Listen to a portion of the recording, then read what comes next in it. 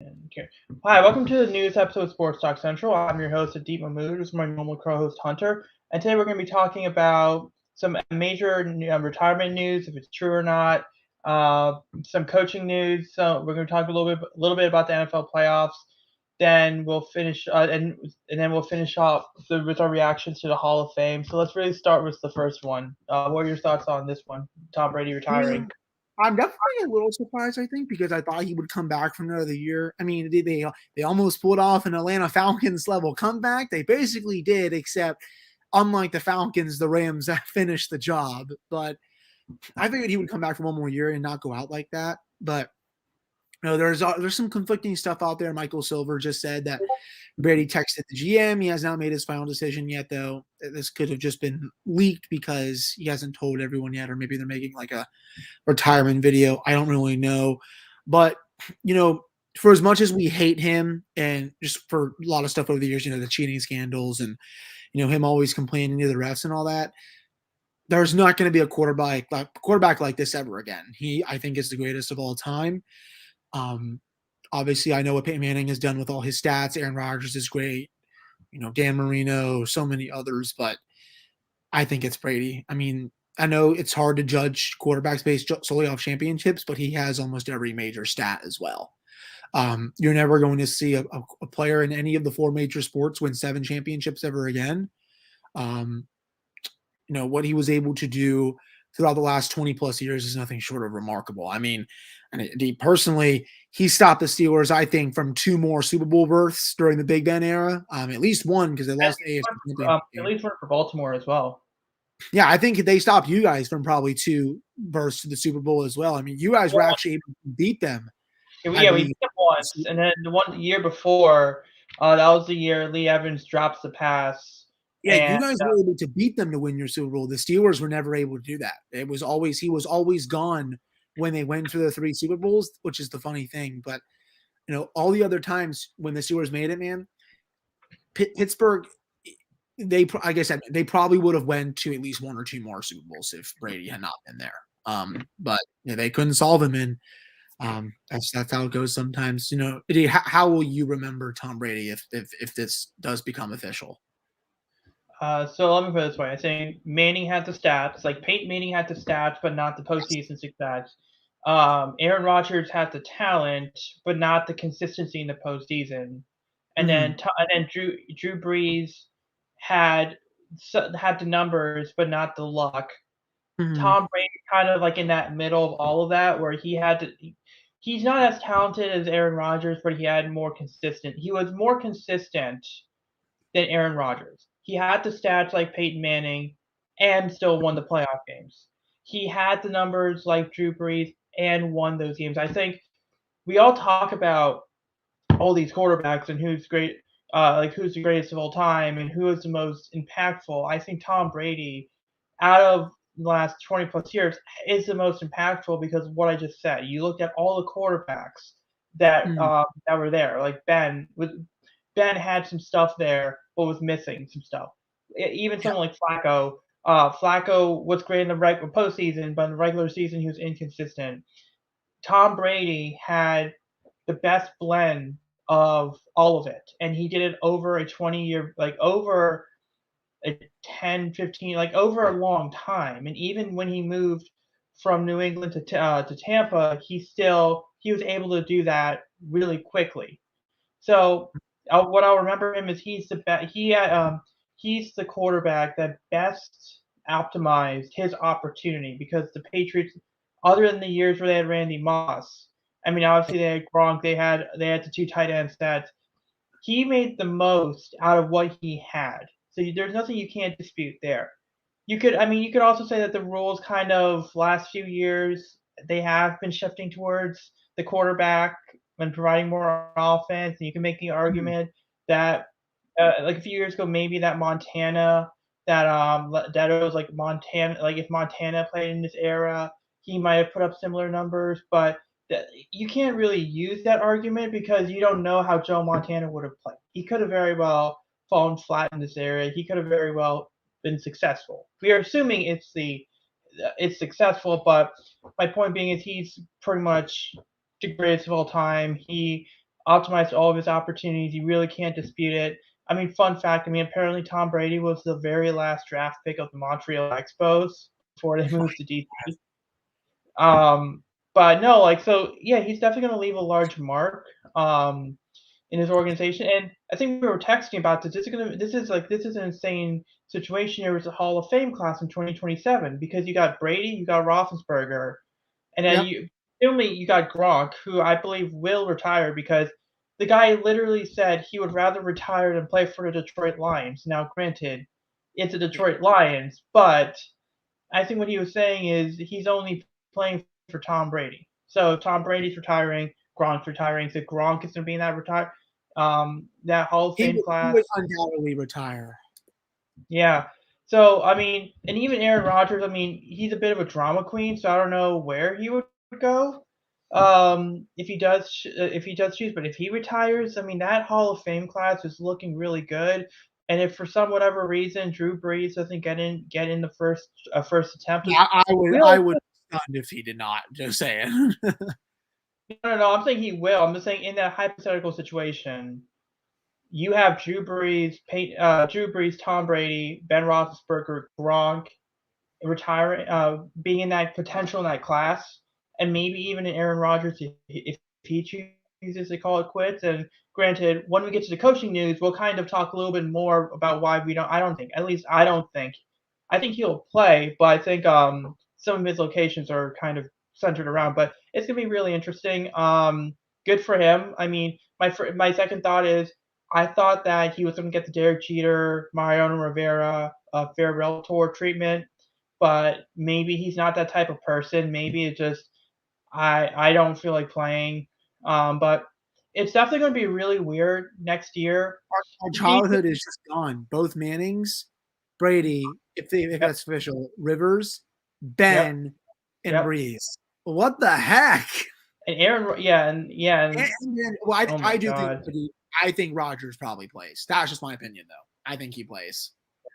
yeah, I think Rogers plays. I think he tries one more attempt. But and I think that as great as Manning was, you have to admit with Manning and Drew Brees, with Peyton Manning and Drew Brees, the last years of their career were it kind of fell apart. I mean, granted, I know Manning had the Super Bowl title, but the defense carried him to that Super Bowl.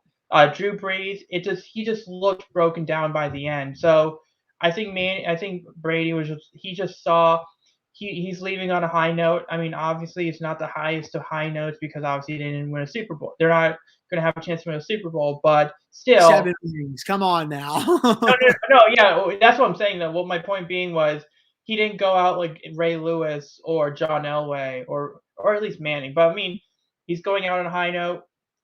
Good for him. He didn't want a farewell tour, which was kind of the reason I didn't buy into it because I thought he was going to say I'm going to stick around for one more year. But it, it's definitely it wouldn't it's definitely not honestly it's not that surprising to see someone that decorated have more of a quiet like a quiet retirement, not a like a like a broadcaster retirement. So I mean, it's going to be pretty interesting. Ready to Um, NFC South next year if that happens. Who's gonna win that awful division? I don't yeah, really know. yeah. No, let's talk about that with coaching news. So obviously, we do have look the big one, Sean Payton leaving the Saints. It seems Yeah. like Dennis Allen is going to now. Here's the only issue with that Saints job. Is that Saints job as desirable as is it really as desirable as people claim it is? Because they're what 74, 75 mil over the cap, and you need what 84, 85 to fit your rookie class in. They do not have any money to spend. They're gonna have to cut a lot of losses to say the Yeah, least. But I do think yeah, Dennis Allen will be their head coach. I know they're going to interview other candidates, but I'm pretty sure he's been there ever since Rob Ryan left. I think. yeah. He's been there for. Uh, Yeah, I feel like he's been there for a while. I think he's been there for the last 6 years, 6, 7. I want to say if that's correct. Yeah, And they had a really good defense this year. So, and remember, Peyton had COVID like once or twice. He was the interim head coach, and I think they won the game actually Sunday Night Football against the Bucks 9-0. They shut out Brady. So that goes to show how good his defense was. But you were texting me earlier. What are they doing at quarterback? Do they want to bring Jameis back? I think that's a big question. I wonder, Well, honestly, Jameis might could go the back to Saints Tampa. could the Jameis Saints might go go back out and say that one more time? I think he might go back to Tampa because they might be able to pay him if Brady were to retire. I mean, Bruce Arians has coached Jameis Winston, and they would be going under a rebuild. I So think we could see an all-out war in the NFC South for Aaron Rodgers. Would that surprise you? But if the Bucks and the Saints wanted to go after him with no quarterbacks? Saints don't have money, and that's gonna be the Oh tricky yeah, thing. the Saints. I'm being dumb. Yeah, that's stupid. They don't probably have money. The Bucks, I think, definitely could. Oh no, I think that I was makes just sense. thinking about that. I was just thinking, I was like, oh wow, it's gonna be really interesting to see Tampa Bay go from because I think Tampa Bay might do that actually, where they'll go from uh they will go from the Tom Brady and Aaron Rodgers, but then here's the thing: do you think Aaron Rodgers and Devontae Adams are a combo package, or I don't do you think think they're a so. combo?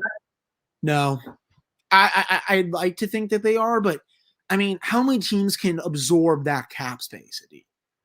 Probably not many, right? I mean, they have those Right, contracts are big. Godwin. They would have They would have to. Chris Godwin isn't coming back if Aaron Rodgers goes to Tampa. Yeah, So I could oh, see.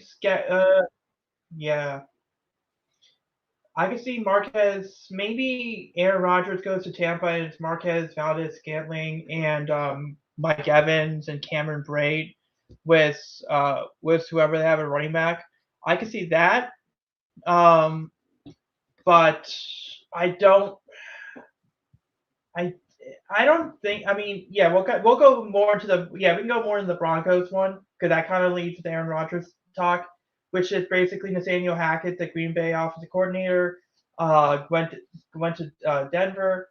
I believe that was probably if he didn't get it, probably like a Dan Quinn or Brian Flores would have gotten that job. But no, I think but now that's where the issue now comes into play. Do you trade? If you're Denver, I do believe they got the cap space to go and get Aaron they Rodgers. can go get Aaron. That I think that landing spot makes a lot of sense. They have no quarterback there. They have offensive weapons. Their running game, I think, is really good. Jerry Judy's awesome. They have a couple other receivers. I mean, Noah Fant. I mean, they're ready to go. They just need a quarterback to come in there that can actually get those playmakers the ball. And their defense is not usually that bad either. Yeah, no, and the other point is Aaron Rodgers is hit what was it, his fiance. I just have a feeling that his fiance is like a very much like a might like that area, that Colorado area, so he might like that might be another reason why. Um, but I'm gonna try to find this. There's a okay, so I got it here. All right, so I'm gonna show you this. I'm gonna show you this picture, and this picture is gonna represent the uh, if Aaron Rodgers does go to the Broncos. Here's what the picture. Here's what here's what the quarterbacks the hold on Chrome tab. Let me see if I can get it here. Okay, here's what the quarterbacks for that division could look like. So imagine a third one here. Yeah, Justin So you can Herbert, imagine. Aaron Rodgers, and Patrick Mahomes. Good luck. Good luck. No. It's imagine a third dragon here. Aaron Rodgers, Yeah. Justin Herbert, Patrick Mahomes, Derek Carr. Oh God. I mean, that's just evil, man. No, but I mean, like Derek Carr's not that bad, but I know. like Good luck to the Raiders if that happens, man. I feel bad for them if they. That's just sad. yeah, and then we'll talk. We can talk a little bit the Raiders now. Apparently, Josh McDaniels might be, and I think Josh McDaniels is there's interest Yeah, between he's interviewing today. Also, a big one just came out. The Vikings are interviewing Jim Harbaugh today. I did not see that coming. So, but it's cool that is this the job that McDaniels is finally going to leave Belichick for? And Remember? actually leave, not and actually leave. Like, Yeah, wasn't the Colts one he yeah, accepted it and then went back? Was that what happened? yeah, yeah. That was the one. That was the one. And then they went out and got Frank Reich.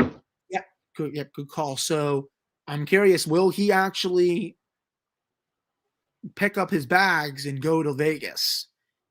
They said apparently if it goes well today, they could be finalized in the next day or two. So Well, I mean, then yeah. Well, the other thing would be whether they bring in the GM of the new GM of the Raiders will be someone from the Patriots tree. That's something I'll be really interested in. yeah, yeah, no, But me too. But no, like I think that that's an interesting one. I know a lot of people are theorizing about Jim Harbaugh there. I Hmm. This makes more sense. Josh McDaniels, Jim Harbaugh to the Viking. That's an potential interesting one. The the first thing that comes to mind is, and when we get to the Ravens and Steelers talk, obviously this kind of I can elaborate on this a little bit more. But the Vikings' new GM is very much a Moneyball analytical type background. Like if you look at his background, the guy was like a Wall Street trader. He did a few things before getting into football. So I wonder if Jim Harbaugh is kind of learning from kind of like he's kind of talking to John over the past couple of years because John because yeah, Brady's not retired yet. I mean, we'll see what happens there.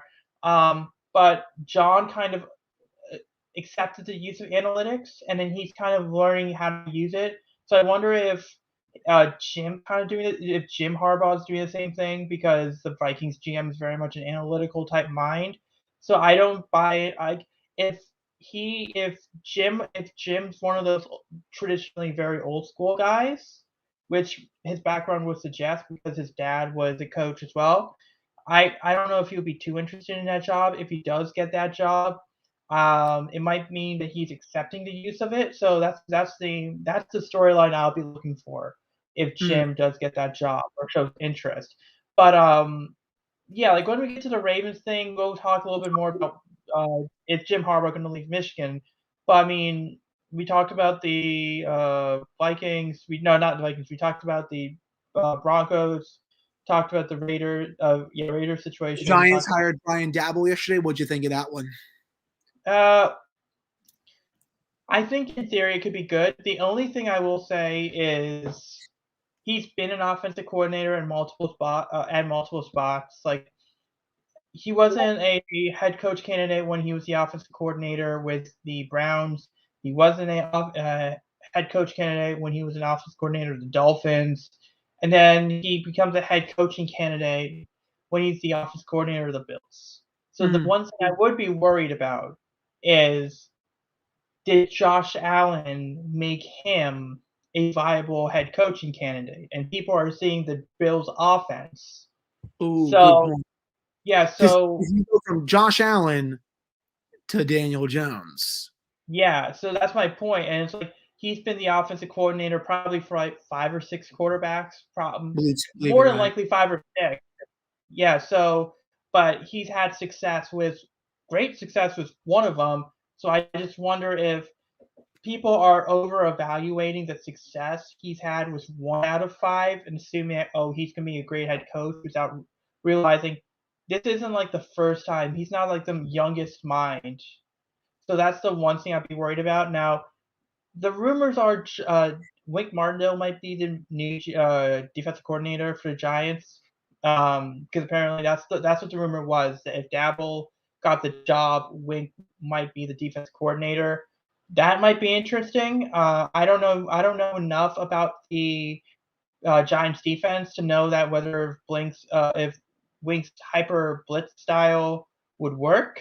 I don't know if they have the corners to play man coverage because that was the issue with Baltimore. It was sort of like he had a defense that, like I said, could go.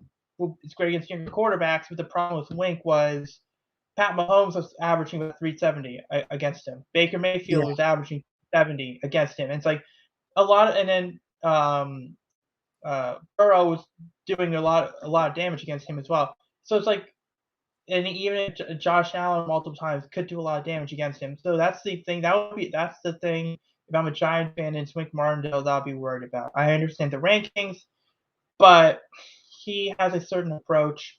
He's very rigid, which is why he left Baltimore, and which is why I kind of hope that if I could like it's for me, I kind of hope that he kind of like the Steelers do consider him because he might wreck the Steelers defense. Because I don't know if you guys are comfortable with like TJ Watt. Like TJ Watt had like 22 and a half sacks this year. TJ Watt might have 10 in a wing scheme.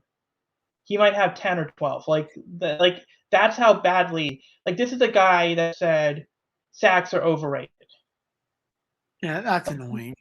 Yeah, so that's why I kind of hope he kind of goes to Pittsburgh That's because not happening. I can tell you that. Yeah, I no, haven't no. even interviewed him yet.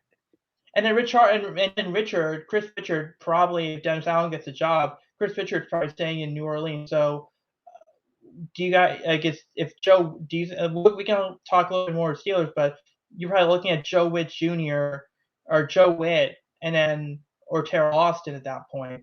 I But I would think so. Yeah.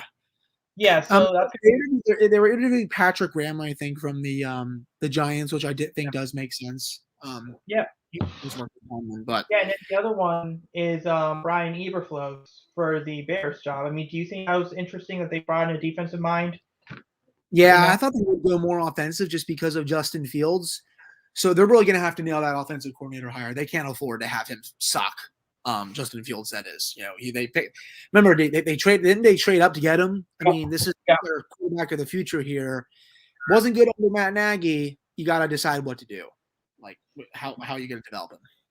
yeah. I think that they got. I think Ryan Poles was a good start for their GM. Mm-hmm. I agree. Yeah, I mean Eberflus. Yeah, like it's all about the offensive coordinator. Here's the thing: it's not going to be Ken Dorsey because Ken Dorsey's either going to be the offensive coordinator for Buffalo or Giants.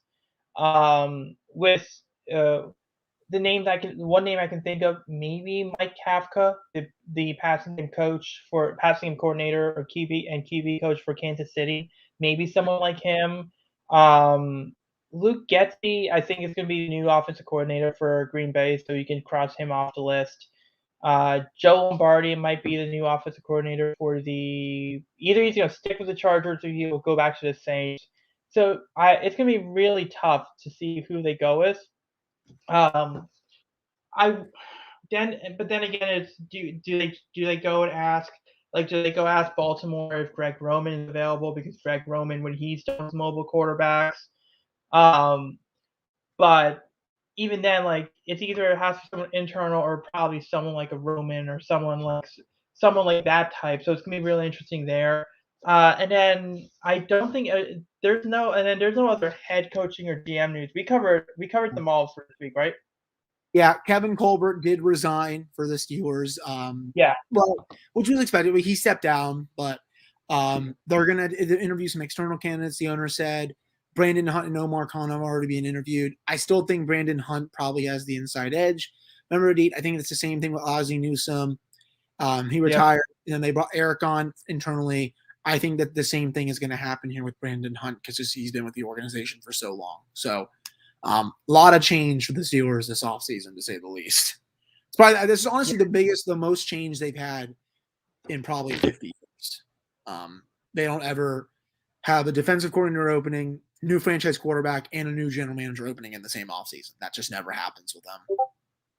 Yeah, no, and then it's not exactly the same because what actually happened with the Ravens was that Oh, Steve. you announced it a year before, I think. No, yeah, no, yeah. We announced it a year before, but the other thing we did was Steve Bisciotti actually paid Eric DaCosta a GM's level salary, like Uh, way before. So basically, Steve Bisciotti, the Ravens owner, was paying Eric DaCosta, who was the assistant GM, a GM level salary while paying Ozzie Newsome a GM level salary. So what would happen is that would discourage Eric from seeking out jobs. So they actually said 2, 3, 4 years before we knew Eric was going to be a GM, they pretty much said we're the favorite favored Mhm. to replace Ozzy, and then they gave him the additional salary because they can to disincentivize him to take other interviews because the job that you are interviewing for, you're going to get in a few years with this organization. So that's kind of how. So that's I don't think the Steelers did that where they planned out which one of these guys was going to be the GM, and so they basically made sure they paid him more money to not take interviews or whatever. But it's similar, but not that. It's not exactly similar. But with the Yeah. Ravens, it's gonna be. This is interesting. So I kind of hinted towards this with Jim Harbaugh, but so I don't know if the dinner conversations between John and Jim Harbaugh are going to be awkward because so basically what I felt like what happened a year ago is John's like, "Hey, Jim, we have this really great assistant that we think could be a good defensive coordinator. I know you need a defensive coordinator. His name's Mike McDonald. He should go. Like you should. I recommend you take him for a year, but we might need him at some point in the future." Mike McDonald goes to Michigan, has a great year, and then the Ravens fire Wink Martindale. Goes like, yeah, you know that position. We thought that the guy I recommended you, it's like the guy that I recommended you take. Well, the position we thought he could fill now it's open, so we're going to have to take him back. So I feel like that conversation. I feel like their dinner conversation would be really awkward, especially Mhm. because the way he changed that defense last year really did help him beat Ohio State, and it really did save Jim Harbaugh's job. So it's like, yeah, you know the guy that I loaned you to help save your job. Yeah, we're gonna need him back in a year. So I mean, granted, it might mean Jim Harbaugh's out of there Mhm. because the only He connection also could might, be he also could be looking for a raise from Michigan, from what I've read yeah, for this taking this interview at least. yeah, that's true. But I mean, but if you want a better background for this guy. This guy, okay, so this guy was at University of Georgia where he went to college, but right Mhm. after college, he interned for the Ravens in 2014, then became their defensive backs coach in 2016, interviewed for the defensive coordinator position in 2018. This is when he was 30 years old. He obviously didn't get it, and then he becomes the linebackers coach, and then the linebackers coach was Wink Martindale at the time. He gets the job, and now Wink Martindale's fired, and Mike Donald is his replacement. So, and then obviously the 1 year as a defense coordinator.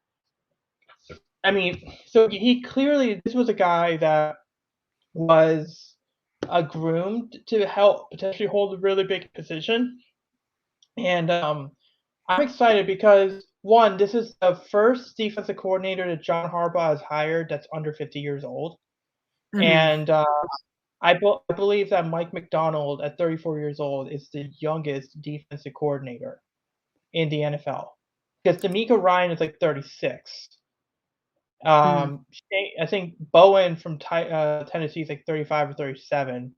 Like, so this is the youngest. So clearly the Ravens are growing younger, which this tells me a few things. One, Harbaugh did sign his extension, so there's a lot of Ravens fans that are upset that Harbaugh signed his extension, which I don't understand why they would be upset, but they're upset for some whatever reason. I don't know. I don't know who pissed in their cereal that morning, but uh, But to me, this is what I think. When you extend your 58-year-old head coach, and then the very next a couple days later, you bring in the guy that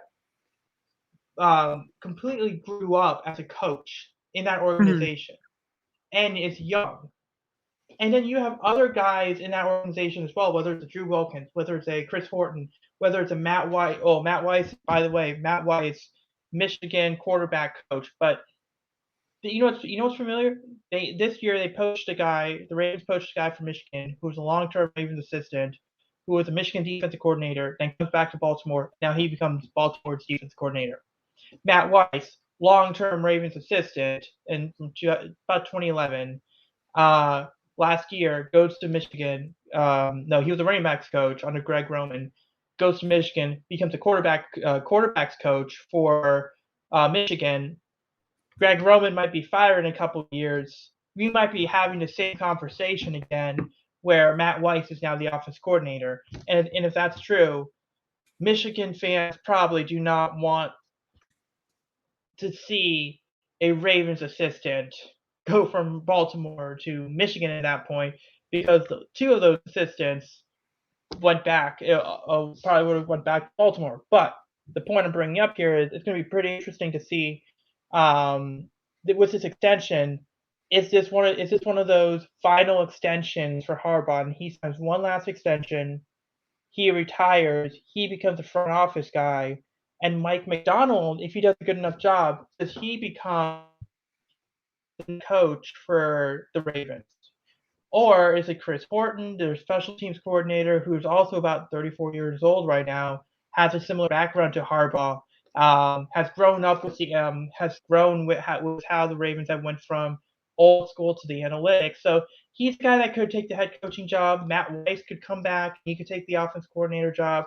So if when Harbaugh took over the Ravens, whether that was the back end of the Ray Lewis Ed Reed era, then you had the Joe Flacco era, then you had acclimating Lamar Jackson to the league, and now is this the next few years? Is this the let John Harbaugh set up the future coaching staff for the Ravens, and this extension that he's signing, and then he retires, takes a front office role, and now you see maybe a younger, let's say, a younger coaching staff for the Ravens, but the majority of them spent multiple years as Ravens assistants before holding these significant positions. So I just wonder if that's the position they take, and that might be a position they take also because the Ravens owner Steve Bisciotti, he made his money off Aerotech, which is the recruiting and staffing company, and he's also a co-founder of a company for talent management. So it does make sense, like if the owner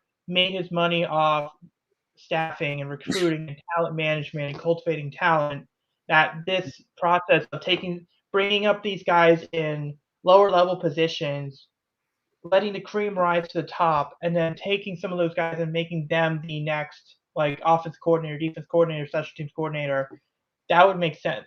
Now, if Chris Horton does become the new head coach and John Harbaugh does take a front office role, Ravens fans aren't going to like this part. Ravens fans aren't going to like this part. The new special teams coach for the Ravens might be Jay Harbaugh, Jim Harbaugh's son. Oh my God! Enough with the Harbaughs. Oh, and I actually believe Jay Harbaugh was actually on the Ravens staff in the Super Bowl era, and how I believe Jay Harbaugh is now working with his dad. But it would be really interesting if the special teams coordinator position somehow opens up, and then John brings in his nephew to be the next to be that coach. But that's where I am with that. And then do you know the updates on the Pittsburgh defensive coordinator? Yeah, they've been they requested Patrick Graham, Chris Richard, and I think a couple others. Tara also know they've interviewed. At least they've actually been requesting more than one person outside the organization because Mike Tomlin doesn't usually do that. Though it sounds like they have to because of the Rooney Rule. Yeah. I'm glad that they are looking outside the organization, even if they are forced to. They need to have, I think, a new, fresh set of ideas. It was confirmed last week that Mike Tomlin has been calling the defensive plays for the last 6 or 7 years, and that's not a surprise. Most coordinators that can become coaches call the plays. That's the reality of the situation. I know probably John Harbaugh may not do that just because he comes from a special teams background, right? Adi? So no, he has. He lets the coordinators do it. Yeah. So Harbaugh just does all the in-game decisions and all that. Tomlin, just because he works with defense for so many of his years, he's called the defense. That's one of the worst kept secrets for all us viewers. We've known that he's called the plays. It just hasn't been confirmed yet until Keith Butler retired, because he basically said, I would have liked to call the plays, but I have a guy over there who always does. But hopefully they can bring someone in from the outside who just has a good resume and can bring in a fresh set of ideas. Other than that, there's really nothing like new on that front, just with the defensive coordinator. Yeah. All right. So we'll talk. We'll go into the NFL playoffs here, and so pretty much, obviously, we had the two conference divisional. We had the divisional games last week, so it's now Rams, 49ers, and Chiefs, and Bengals. So let's just get the big conversation out of the way. Obviously, the Chiefs did beat the Bengals, but obviously there's some controversy on the overtime rule. I mean, let's just Yeah. talk about how But, bad it is. I think I've hated this rule, even when they semi changed it. Right? Remember a few years ago when the Patriots and the Chiefs went to overtime? Who got the ball first? Patriots. Who drove down and got the game winning touchdown? Patriots. Who didn't get to see the ball? The Chiefs. Everyone got pissed off about that. You knew it was going to rear its ugly head again. Now it did because Josh Allen, and you know what? They should have won the game. You have 13 seconds left. Yeah. You have 2 plays to stop. You should have squibbed it first off. That was a really dumb move.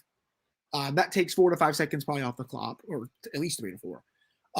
But you know, besides that, I hate the overtime rules. It should be if a team scores touchdown, the other team has to score a touchdown or the game is over. That makes it more fair. After that, you want to make it sudden death? Go make it sudden death. Sure, that's fair to me. I mean, both teams get a chance to see the ball, and if a team wants to go for two when they score the if a team wants to go for two after the other team scores to win the game, there's your incentive right there. Don't give the ball back because then it's Yeah. sudden death. You don't know if you're going to get the ball back after that, but I think it's more fair. Yeah, no, I think for me, it's like for everyone saying you have to play better defense. Like the suggestion you just made, it's the right plan. Like literally, all you have to do is say both teams get the ball at least once. Second Yeah, team gets to match it. If the game's still tied, sudden death. Right?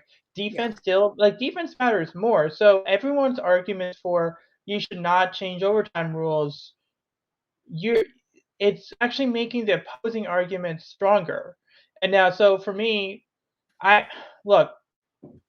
Should the Bills have stopped the Chiefs with yes. 13 seconds left? Yes.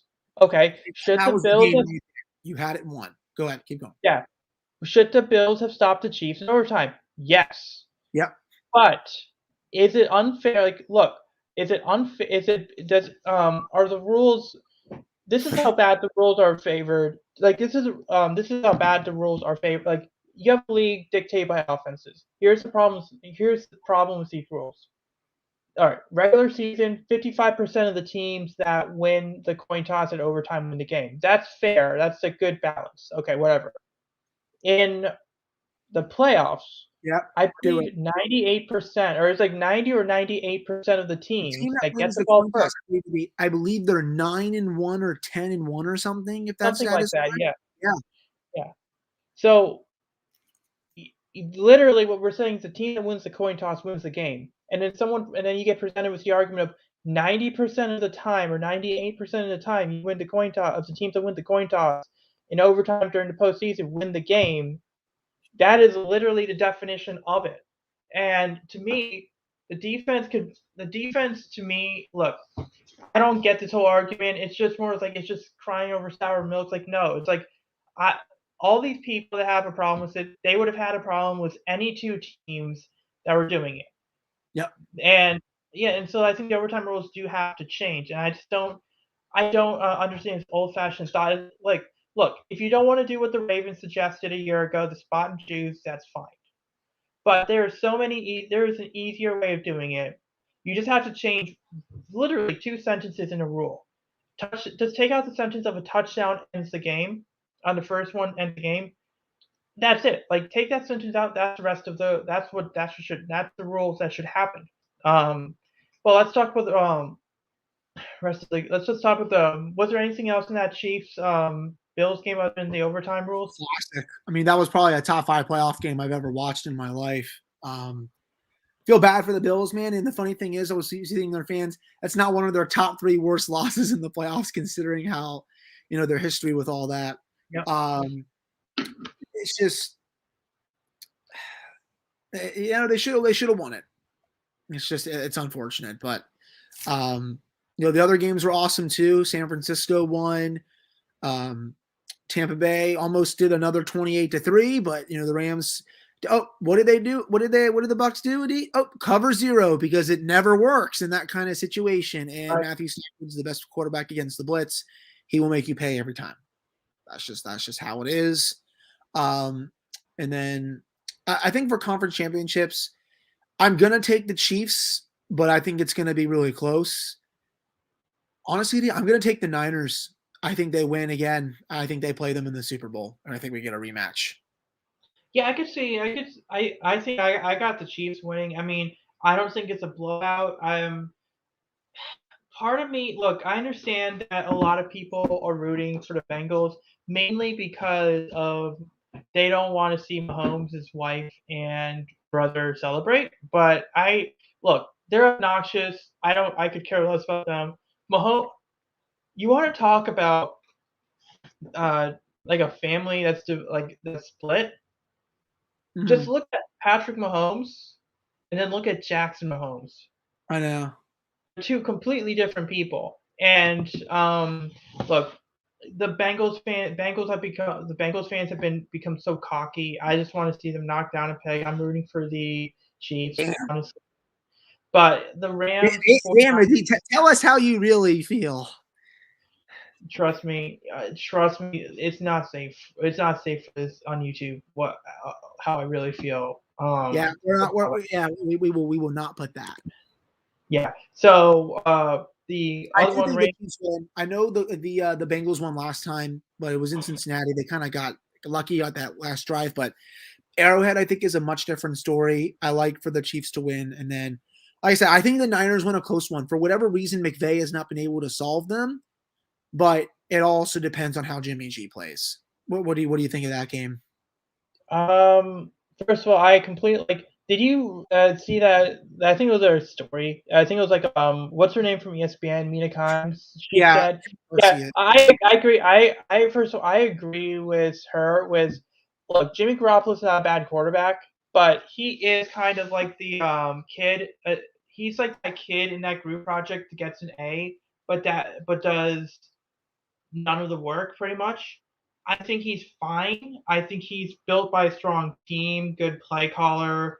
I mean, clearly Mike McDaniel is getting head coaching interviews. D'Amico Ryan is showing he might be getting. D'Amico Ryan might be the next like a hot head coaching candidate next year.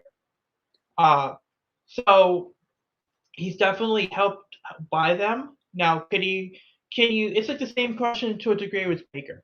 The Browns can win with Baker, but Yep. I don't think they can win because of Baker. I think the 49ers can win with Jimmy Garoppolo. I don't think they can win because of Jimmy Garoppolo. I'll put it that way. Um, I'm rooting for the Rams because I think I want to see Stafford have success. I don't have a problem with either of these teams. So I mean, it's hard to beat a team 3 times in a season. It's just that hard.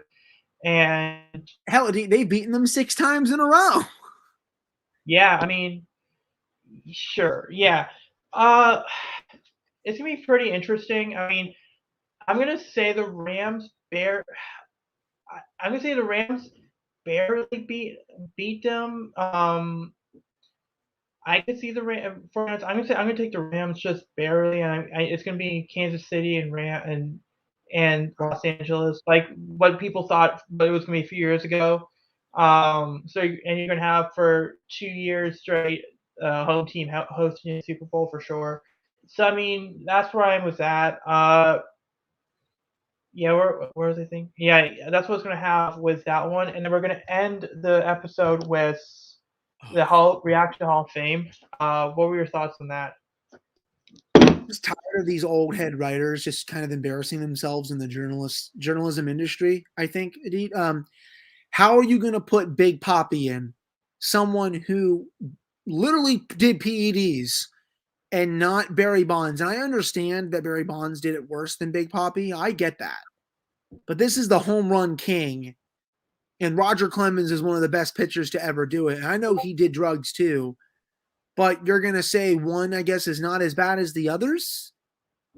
I mean, These guys deserve to be in the Hall of Fame. Full stop.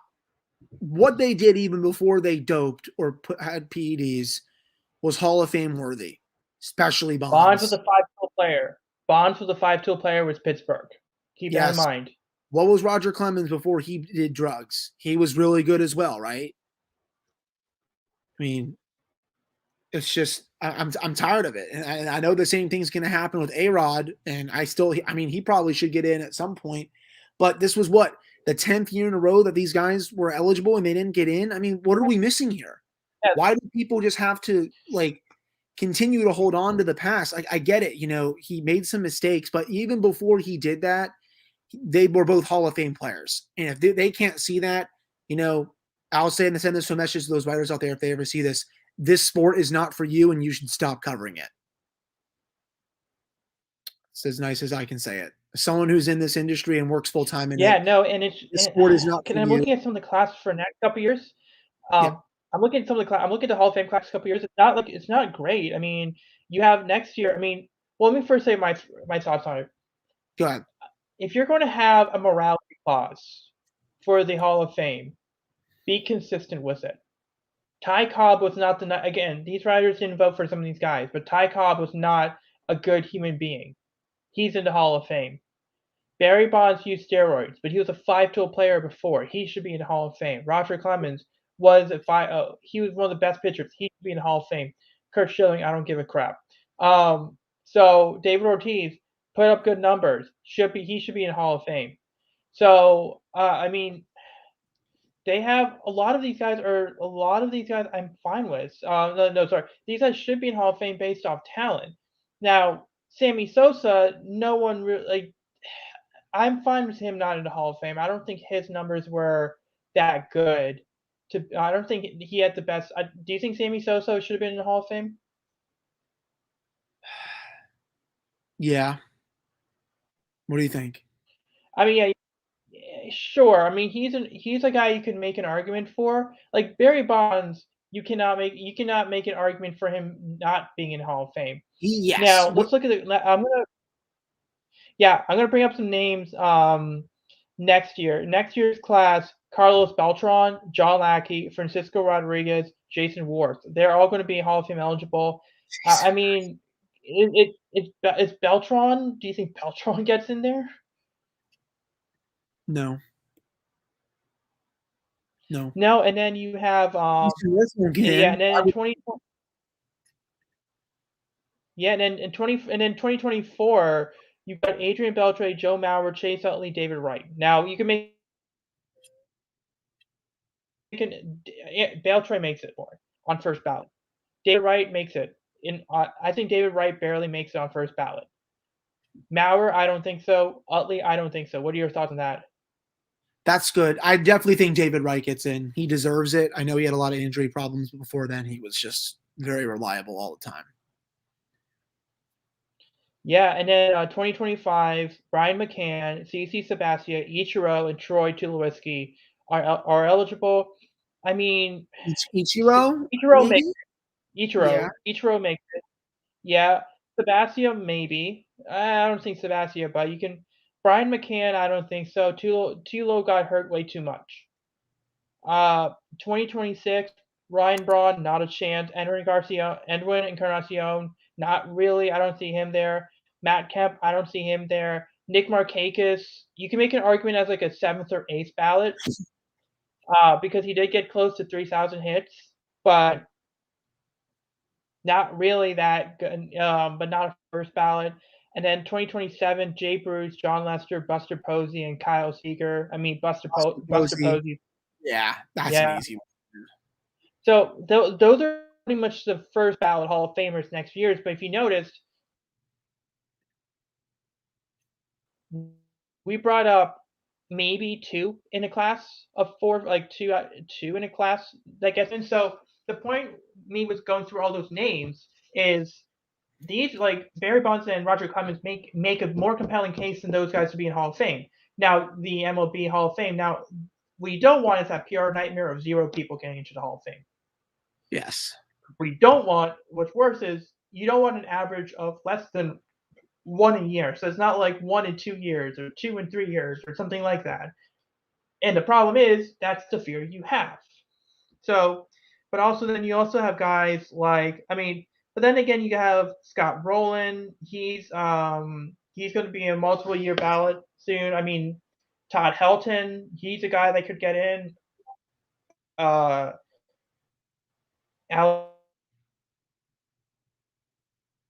Rodriguez will return. Do you think that either any of those guys will get in at some point? So Scott Rowland, Todd Helton, Billy Wagner, I think maybe or A-Rod.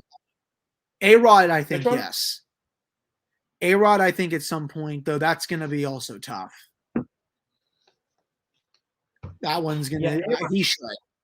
I think he should at some point. Helton? Yeah, that's tough too. Wagner, I'm not sure. Scott Rowland's pretty close. Scott Rowland is pretty close. He does 63% right now. Okay. Yeah.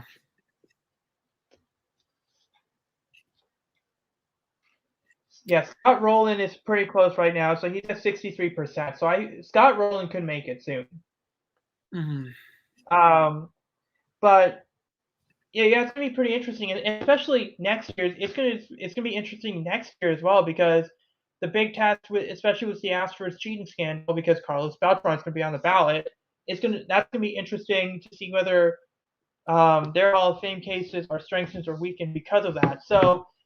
It really sucks because now it's how can you go how can you justify uh, having a Hall of Fame, having some of the greatest players of all time immortalized on statues, and at the same time recognize that Barry Bonds has the most home runs in a single season and he's had home run records, and you're going to keep those home run records, but then people are going to ask, where's his statue?